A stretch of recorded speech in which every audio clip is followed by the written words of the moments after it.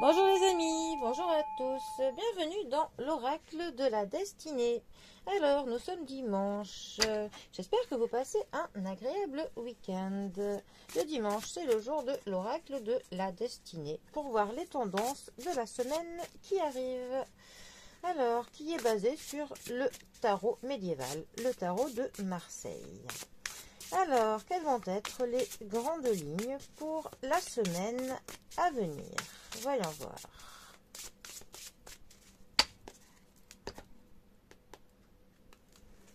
Nous avons l'ermite qui est accompagné du fou.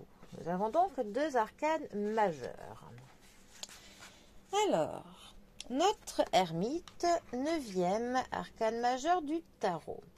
L'ermite va nous parler de solitude, va nous parler d'un éveil spirituel, du fait de approfondir son chemin de la connaissance de soi-même.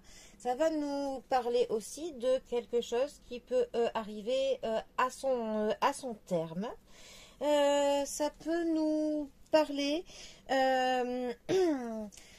aussi vraiment d'avoir ce besoin de cheminer seul pour essayer de trouver certaines réponses que l'on a au fond de soi, hein, tout simplement. Ça peut aussi nous parler d'une période que l'on traverse, que l'on va trouver plutôt pénible, une période plutôt longue. Mais ce qui est bien, c'est qu'au bout du tunnel, il y a toujours de la lumière. Donc, même si cette période que l'on traverse paraît longue, paraît plutôt une période pas très facile, hein, c'est quand même une période où on va apprendre des choses, apprendre des choses de la vie, apprendre des choses sur nous-mêmes qui vont nous permettre au final vraiment de trouver cette lumière, hein, au bout du tunnel qui fera que nous en sortirons grandis. Voilà.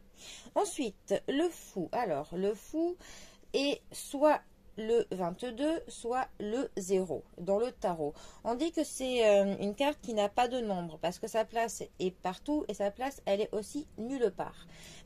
Le fou va vraiment nous parler du fait de vouloir partir seul sur notre chemin. Même s'il y a des personnes qui ne croient pas en nous et en ce que l'on compte faire, parce que le fou peut nous dire que l'on a certains projets, certaines idées qui sont peut-être hors des conventions, qui peuvent paraître un petit peu folles. On a envie de sortir du cadre. Donc il se peut qu'il y ait des personnes qui nous mettent en garde par rapport à ça. Mais on a envie de prendre certains risques avec la carte du fou. Mais après, voilà, c'est une carte qui peut autant nous dire que les risques que l'on compte prendre, eh ben, ça vaut le coup de les prendre.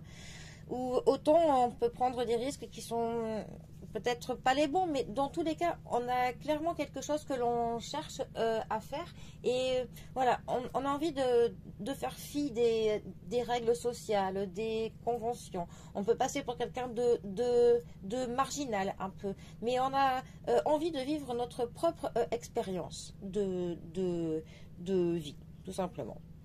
Alors, ces deux cartes ensemble, que peuvent-elles nous dire? Alors, elles peuvent dire plusieurs choses, hein, bien évidemment. Elles peuvent dire que justement, on a envie de se retrouver un peu seul pour explorer certaines choses qui ne sont pas habituelles, hein. Ça peut nous dire que pour le coup, que les idées marginales, contre-système, anti-système que l'on a, que le fait d'être un petit peu différent peuvent finalement nous amener à nous retrouver seuls, à nous plonger dans la solitude. Parce que on sort un petit peu du troupeau, donc il se peut que des personnes nous mettent de côté.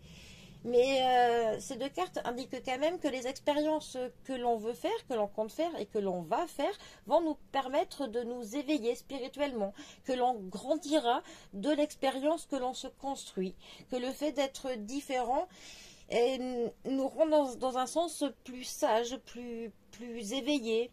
Donc, bon, je vous laisse après libre à vous, votre interprétation, bien évidemment. Bon, eh bien, les amis, je vous souhaite une bonne fin de week-end, un très bon début de semaine et je vous dis à bientôt pour un prochain tirage. Allez les amis, à bientôt, bisous à tous.